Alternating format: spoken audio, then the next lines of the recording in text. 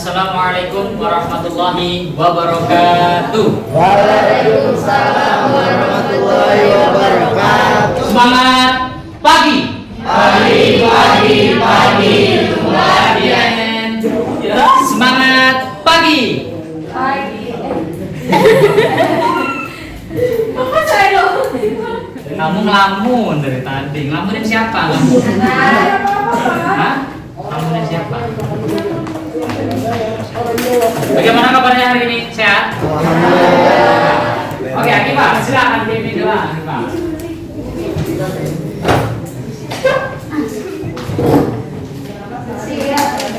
Sebelum belajar, mari kita berdoa.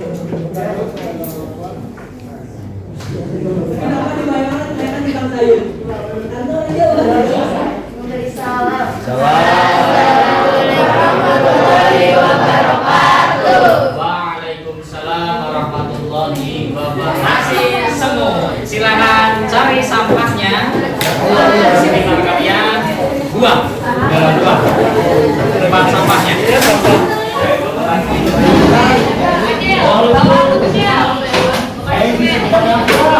Udah sih, ini ada. Ada Pak Arkino,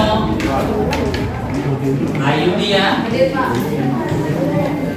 Azahra, Cantika, Yafa.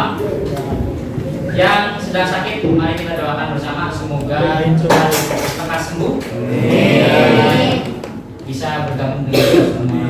Karena ini jam terakhir, tetap harus kita semangat dan saya coba cek semangatnya dengan berdiri. Garuda Pancasila, akulah pendukungmu, patriot proklamasi, sedia berkorban untukmu. Pancasila dasar negara, rakyat adil makmur sentosa, pribadi bangsaku. Ayo maju, maju, ayo maju, maju, ayo maju, maju. Game sambung cerita. Kan negara Indonesia. Kamu lempar ke siapa? Gila. Beno, silakan Beno. Indonesia adalah negaraku. Lempar ke Jandra. Jandra.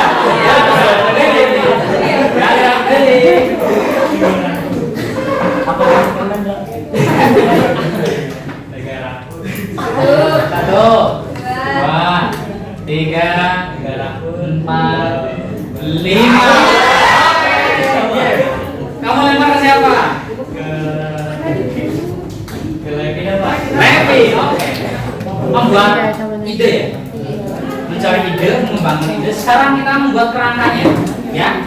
Kalau kerangkanya sudah selesai, kita presentasikan. Kita presentasikan. Ya, dari kelompok-kelompok yang kemarin. Nah, tujuan pembelajarannya apa? Setelah membaca dan menonton, kalau kemarin merumuskan ide, sekarang adalah mengembangkan kerangka menjadi cerita yang utuh. Ya. Setelah menjadi cerita utuh, langkah-langkahnya adalah siswa mempresentasikan teks cerita pendek yang sudah dibuat dari teks hikayat. Ini pembelajaran kita.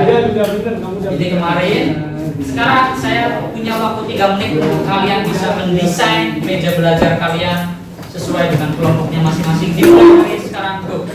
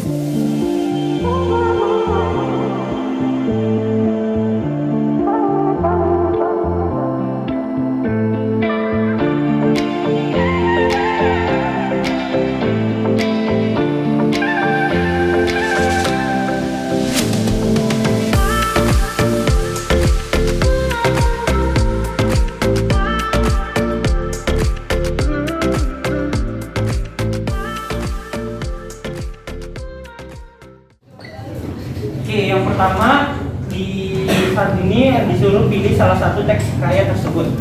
Kami memilih cerita Putri Hijau. Dan untuk yang kedua, disuruh membaca teks hikayat sesuai judul, tentukan nilai-nilai yang terkandung dalam hikayat pada kolom yang tersedia.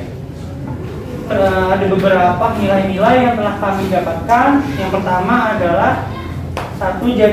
Jadilah pemimpin yang bijaksana. 2. Janganlah memaksa sesuatu yang memang bukan untuk kita. 3. Janganlah sampai menghalalkan segala cara untuk mendapatkan yang kita mau. 4. Tangguh dalam menghadapi tantangan.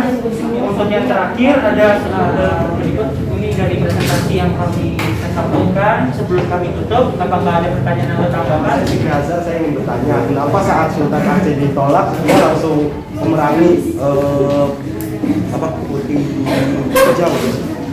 Karena Oke, sebentar. Oke, sudah. Sultan Aceh itu udah menjabat jadi sultan kan lama tuh. Terus dia nggak dapat permaisuri.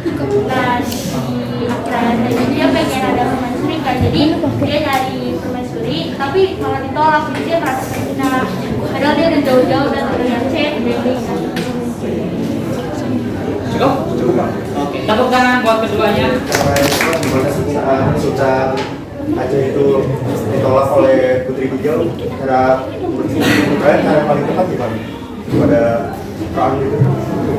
Kalian cara yang tepat. Oke. Tepuk tangan. Tuh.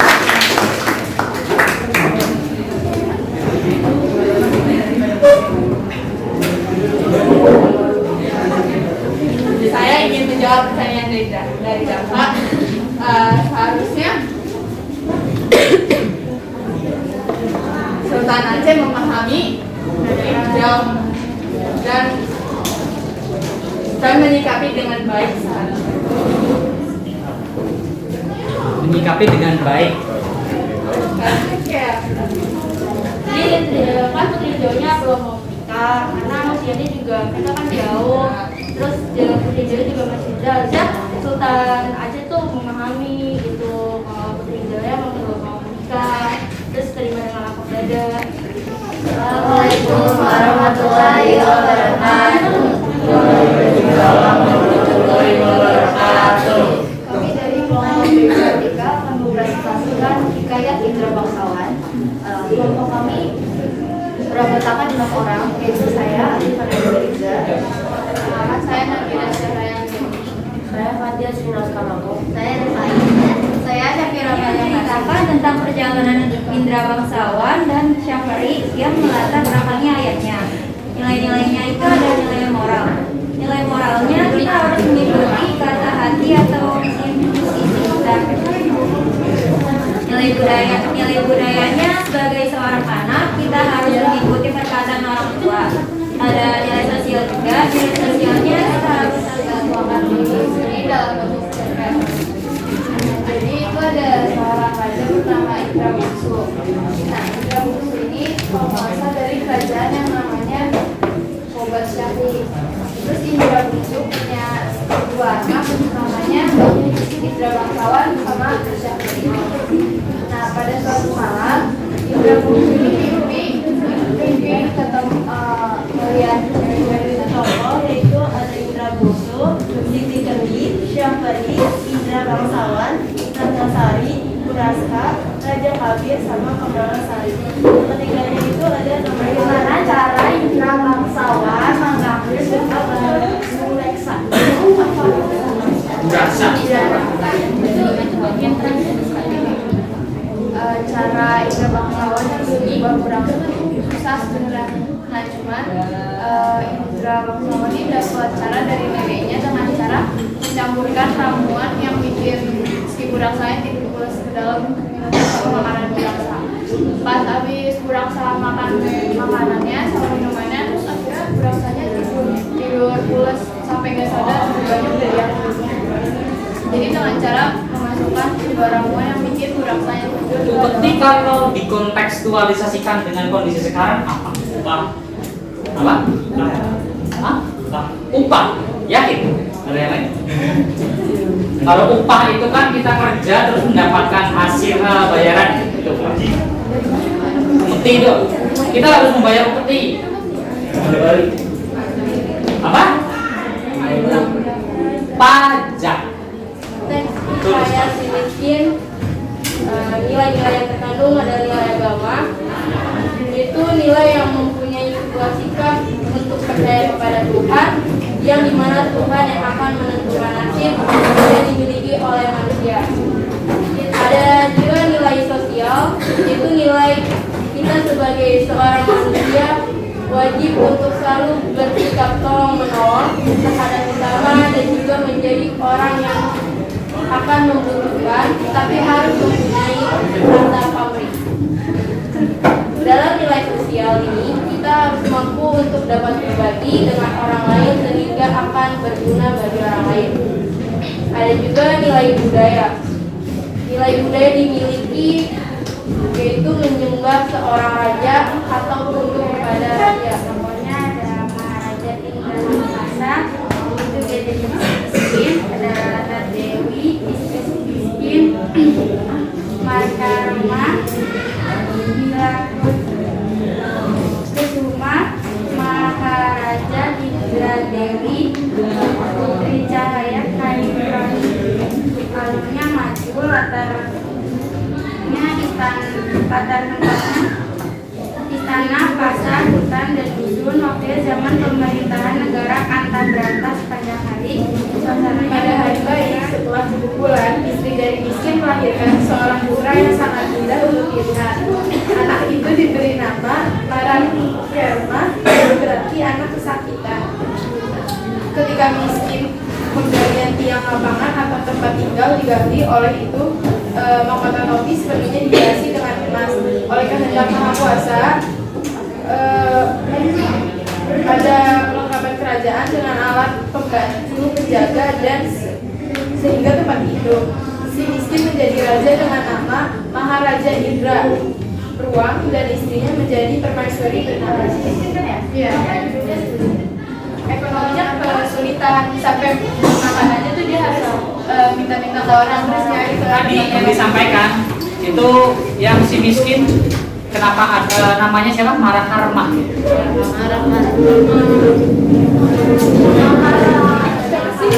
Artinya apa? Anak yang dalam isu. Jadi pertanyaannya bagus, kayak kenapa di judulnya si miskin? Karena dari miskin kemudian nemu harta karun, kemudian jadi seorang. Selanjutnya kita akan membahas 3 kelompok sisa, dan setelah itu kita akan berikan penguatan-penguatan. Tapi tadi yang disampaikan, mari kita doa terlebih dahulu dipimpin oleh Raditya. Oke, silakan pimpin doa.